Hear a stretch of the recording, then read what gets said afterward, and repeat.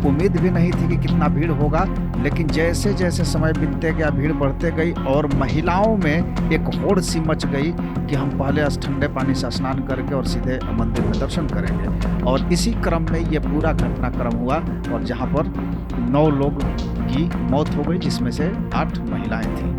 तो ये पूरी तरह से घटनाक्रम है। अब सवाल ये उठता है कि आखिर जब इतनी भीड़ थी तो प्रशासन की समुचित व्यवस्था क्यों नहीं हो रही? और अगर पहले से, चूंकि हर साल ये पूजा होता है और इस पूजा पर लोग। नमस्कार, मैं दीपक विशाल और आप देख रहे हैं द बिग न्यूज 9। चूंकि आज सुबह सुबह नालंदा के बिहार शरीफ के शीतला माता मंदिर में भयंकर भगदड़ हुआ और इस भगदड़ में 8 महिलाएं समेत 9 लोगों की मौत हो गई, 7 लोग घायल भी हैं। और ये खबर जब सुबह सुबह फैली तो चारों तरफ अफरा तफरी मच गया और इस पर अलग अलग तरह के लोग बात कहने लगे कि क्यों हुआ ये हादसा। सवाल ये उठता है कि आखिर सुबह सुबह इतनी बड़ी हादसा कैसे हो गई। इस पर नालंदा के जो एसपी हैं उन्होंने अपनी बातों को बताया है और कैसे ये पूरी घटनाक्रम हुई है इसको हम विस्तार से समझते हैं। देखिए, सुबह सुबह लोग पूजा करने के लिए निकले और शीतला माता मंदिर में पहले ठंडे पानी से स्नान किया और फिर मंदिर की तरफ भागे दर्शन करने के लिए। इसी क्रम में क्या हुआ कि बहुत सारी महिलाएं जो थी, भीड़ बढ़ने के कारण उनको पानी की कमी महसूस होने लगी, दम घुटने लगा और वो चक्कर खा के गिरने लगी। और इसी क्रम में जब चक्कर खा के गिरने लगी महिलाएं तो भगदड़ हो गया और इस भगदड़ में 8 महिलाएं समेत 9 लोगों की मौत हो गई। और ये काफ़ी दुखद खबर है और इस दुखद खबर के साथ ही बिहार के मुख्यमंत्री नीतीश कुमार ने भी इस पूरे मामले का जायजा लिया है और इस पूरे मामले पर उन्होंने जो मृत हो चुके हैं उन पर मुआवजा भी घोषित किया है। सवाल ये उठता है कि इस तरह की घटनाएं क्यों हो रही हैं और क्यों होती जा रही है।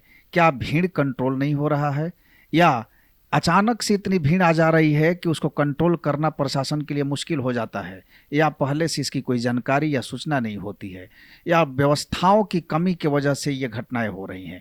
तो इन तमाम पहलुओं पर हम चर्चा करेंगे। सबसे पहले ये समझते हैं, चूँकि वहाँ के जो एसपी हैं उन्होंने पूरी तरह से बातों को रखा है और उन्होंने कहा है कि ये हादसा एक तरह से दम घुटने के कारण हुई है और लोग बेहोश होने लगे और इसमें पैनिक होकर के भाग दौड़ जो भगदड़ मचा उसके वजह से हो गई।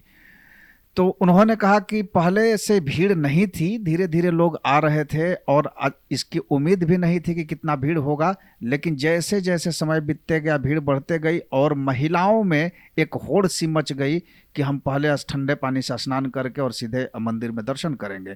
और इसी क्रम में ये पूरा घटनाक्रम हुआ और जहाँ पर 9 लोग की मौत हो गई, जिसमें से 8 महिलाएं थी। तो ये पूरी तरह से घटनाक्रम है। अब सवाल ये उठता है कि आखिर जब इतनी भीड़ थी तो प्रशासन की समुचित व्यवस्था क्यों नहीं की गई? और अगर पहले से, चूंकि हर साल ये पूजा होता है और इस पूजा पर लोग जाते हैं, भीड़ होता है, हमेशा होता है, तो ये जिम्मेवारी प्रशासन की हो जाती है कि इस पर ध्यान रखे और पुख्ता इंतजाम करे ताकि लोगों को वहाँ पर सहूलियत हो। लेकिन ऐसी चीज़ें नहीं हुई और जिसके कारण से ये हादसा हुआ और इसमें 9 लोगों ने अपना जान गंवा बैठा। 7 लोग घायल हैं, उनका इलाज चल रहा है। और अभी क्या कुछ कह रहे हैं वहाँ के एसपी, हम सुनते हैं उनकी तमाम बातों को। आप बने रहिए बिग न्यूज़ 9 के साथ। देखिए, ये हुआ था अभी सुबह सुबह हमको सूचना मिली है कि मगड़ा में जो मंदिर है वहाँ पे अत्यधिक भीड़ हो गई थी और चूँकि काफ़ी अभी मौसम भी काफ़ी गर्म है और महिलाएं जो ठंडे पानी में नहा के उसके बाद जब वो मंदिर प्रांगण में जा रही थी तो उसके बाद बहुत सारी महिलाएं डिहाइड्रेशन से और सफोकेशन से गिरने लगी और उसी में भीड़ जो है अनियंत्रित होकर आपस में वहाँ पे ये दुर्भाग्यपूर्ण घटना घटित हुई है। इसके संबंध में वहाँ पे पहले से हमारे चौकीदारों की प्रतिनियुक्ति थी पूर्व में, लेकिन इतनी सूचना नहीं दी गई थी कि इतनी सारी जो है भीड़ वहाँ पे होगी। एक एसआईटी टीम हम लोगों ने गठित कर दी है। फसल जो है वो वहाँ पे पहुँच गया है। सीसीटीवी फुटेज का हम लोग अवलोकन कर रहे हैं और जो भी लापरवाही जिसने की उसमें हम लोग स्ट्रिक्ट से स्ट्रिक्ट कार्रवाई करेंगे। 8 जो है वो कैजुअल्टी हुई है और अभी 8 लोगों की घायल उसकी सूचना मिली। सर एक की इलाज के दौरान मौत हुई है। देखिए अभी जो है डॉक्टर्स जो है वो अपनी ट्रीटमेंट अपनी टीम के साथ अच्छे से अच्छे उपचार दे रहे हैं।